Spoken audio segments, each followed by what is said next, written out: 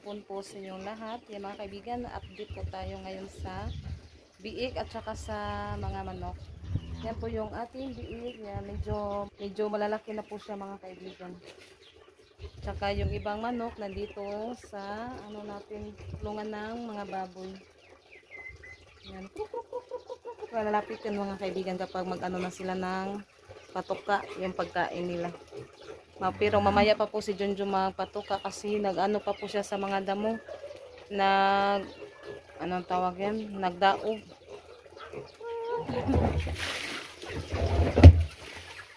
Yan, ano na po yung iba mga kaibigan, malalaki. Yan, ngayon, malalaki na po sila, yung iba. Dik, papamay ka, undik. Nadumi na yung ano niya. Yan, dito naman ako sa kulungan ng mga manok mga kaibigan kasi mag-ano na naman tayo, maglilinis. Madami na naman kasing iti. Yan si Junjun. Daoban niya para maano talaga. Hindi siya mo labong. Yung mga binili nating sisiw doon sa Kamambugan. Oh, malaki na no. Malaki na sila. Yan, dami naman kaibigan. Yung iba nandoon pa. Gumagala pa yung iba. Yan yung itim. Malaki na siya no. Kana.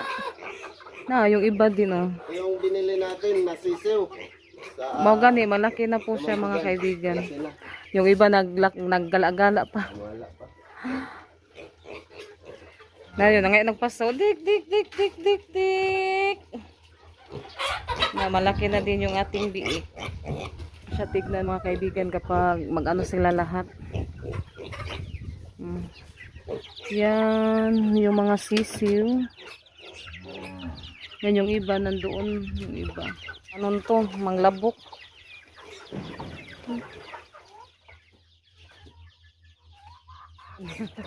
Akala nila may ano na. May pagkain. Ang dami na namang dahon. Yung tinanggal ko na naman yung net doon sa likod, banda doon. Para makagala naman sila. Makalabas. Pag gabi niyan, isara ko yan pag maggabi na. Yung mga manok, malalaki na sila. Kaya yung kasunod naman, yung inahin na namisa na. May sisiw na din. Yung iba nandun sa loob. Sa net ni Brother Camilo. Ganda na sila, tingnan na malalaki na. Yan mga kaibigan, magas tayo dito.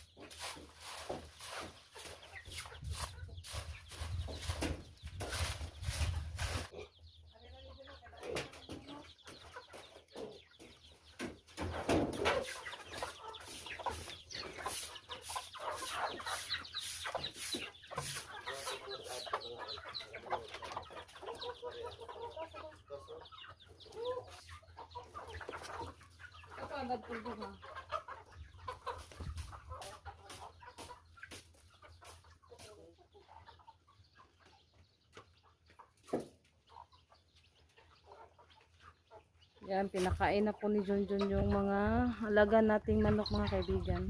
Kalabas.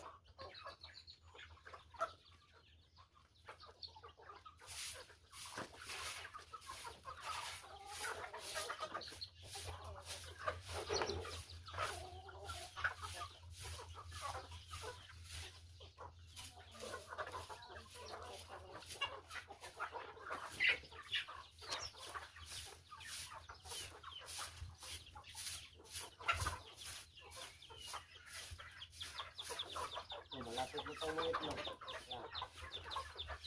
Sana na yung pakpak.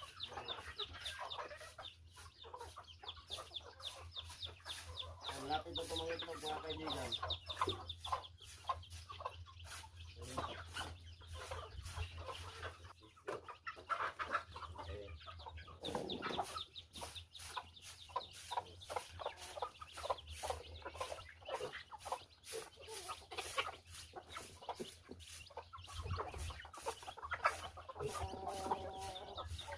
Yung dalawa nandun sa loob ng net doon.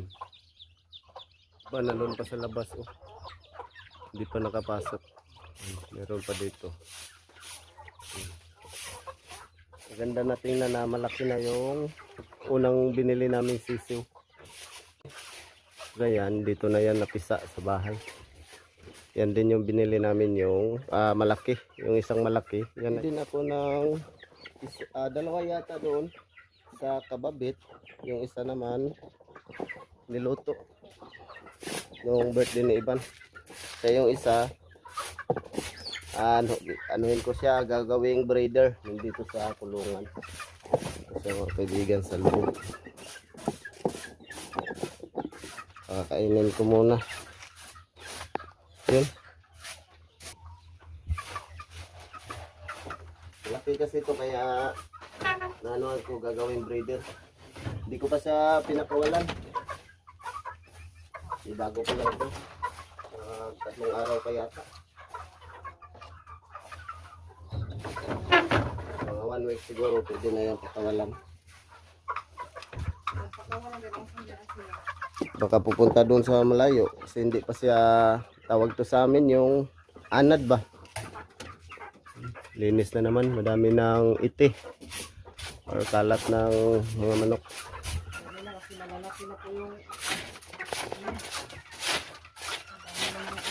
Pero ano din yan, gagawing pataba sa garden yung mga dumi ng manok. Natapos na si Iban dito sa paglinis. Wala na yung mga damo, dahon na laglag. Dito na siya nilagay.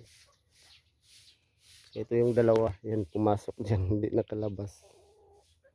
Pero paggabi lilipad yan dito sa net yan. Aakyat dito sa taas ng kahoy, dito sila matulog. Yung iba dito, yan may mga iti sa kawayan tulad nito yan. Lumipat si Iban doon sa kulungan. Nilinis na Iban kasi paliguan namin yung biik. Sinainitan. Init kasi ngayon ng panahon. Pero kanina umulan.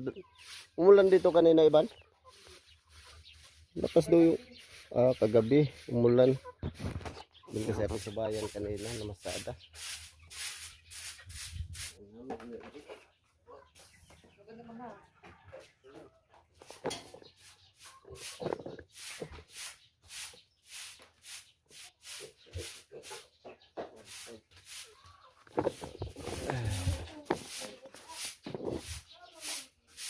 Yan na mga kaibigan, pinakain ko na yung biik.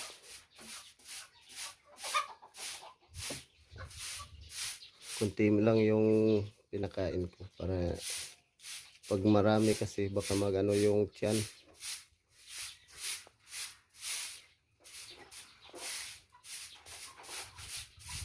Kaya kunti muna pag biik. Pero kung malaki na, pwede na yan damihan ng pagkain. At na naman doon sa kabila sa paglinis kasi may mga dumi din ng manok doon. Thank you sa lahat ng nanonood at sumusuporta sa video namin. Thank you po sa lahat. Bye bye.